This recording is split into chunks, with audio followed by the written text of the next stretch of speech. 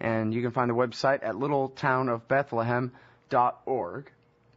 And it's really cool. It features 3 edited interviews, basically, with 1 Palestinian Christian, 1 Palestinian Muslim, and 1 veteran of the Israeli Defense Forces, all of whom have adopted Martin Luther King's standard for individual liberty and dignity, as well as his tactics of nonviolence to resolve violent conflicts.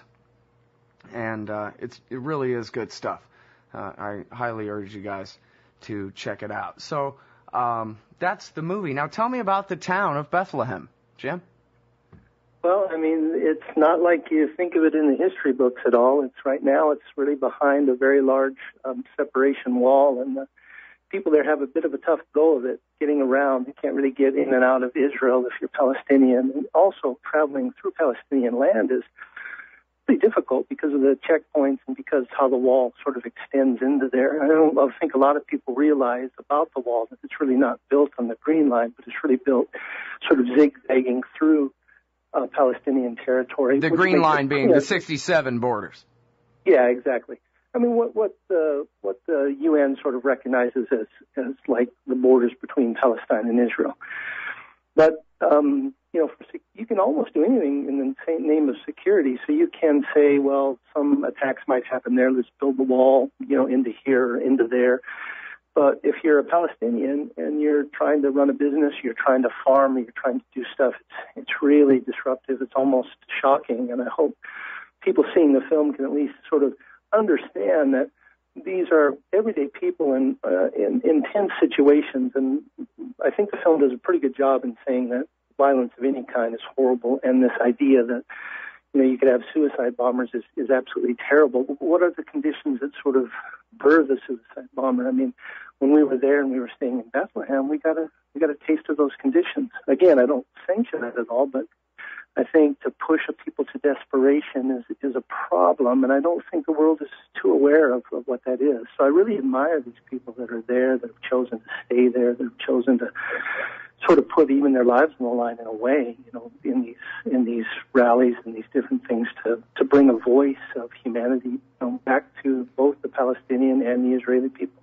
Mm-hmm. Well, there's a headline today on Antiwar.com about how there's a fear among the right-wing settlers that Netanyahu is about to broker a deal that will extend the so-called freeze, even though they've been expanding the settlements during the so-called freeze of expansion of settlements anyway, but that he's going to, I don't know what they're afraid of exactly, but I guess that he's going to stop them. So now the New York Times is reporting today that settlers are racing to build more units in the West Bank before any potential freeze on new settlements goes into effect. And it's ironic, obviously, that, if there's really any kind of progress being made, it ends up in a way, not every time necessarily, but in a couple of ways, it ends up helping the antagonists that make things worse. And one of the things you talk about in the movie is that the expansion of the settlements across the West Bank really was spurred by the Oslo so-called peace process to nowhere that went on for years and years.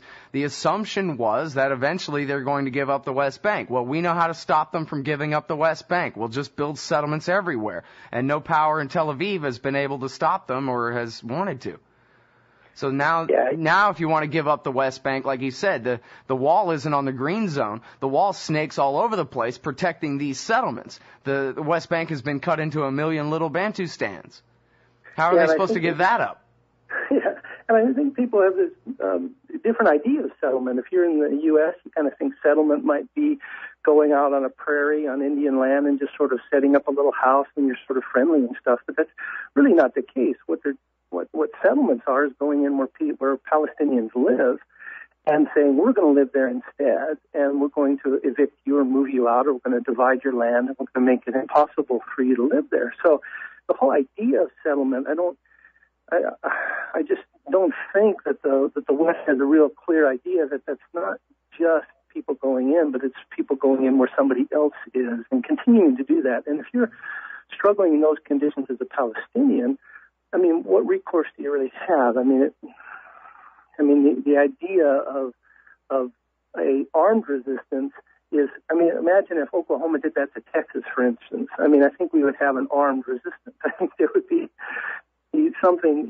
dramatic. Yeah, or if Mexico did that, you hear nothing but complaints about the Mexican invasion. Right, but it's referring to civilians with their families walking, right? But in this case, we'd be talking about if Mexico's military, if, say, for example, Ben Bernanke was finished having his way with our economy, and we were powerless really to stop them, and their military was coming in and building Mexican cities inside Texas and protecting them with fire. Well, more than that, building a Mexican city inside of El Paso.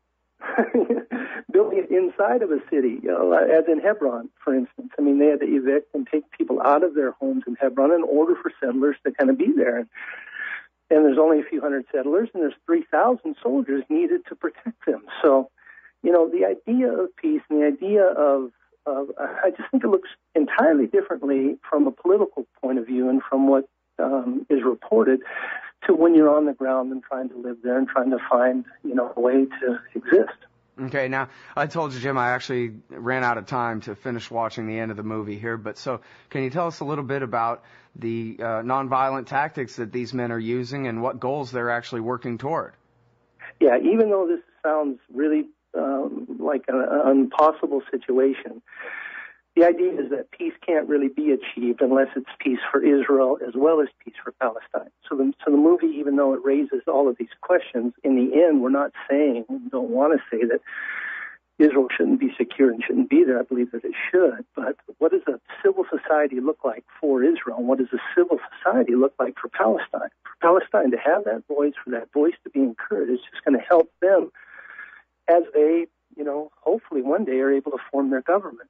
I mean, the basics of what Dr. King had done in saying we should have a civil society and the people should be empowered and have a voice is going to help the Palestinians. I think it's going to help the Israelis as well. And in the film, Samuel Wad at the very end shares what that dream might be like, and that it won't be the Palestinians that tear down the wall, but it'll be the Israelis themselves when they realize they don't need it.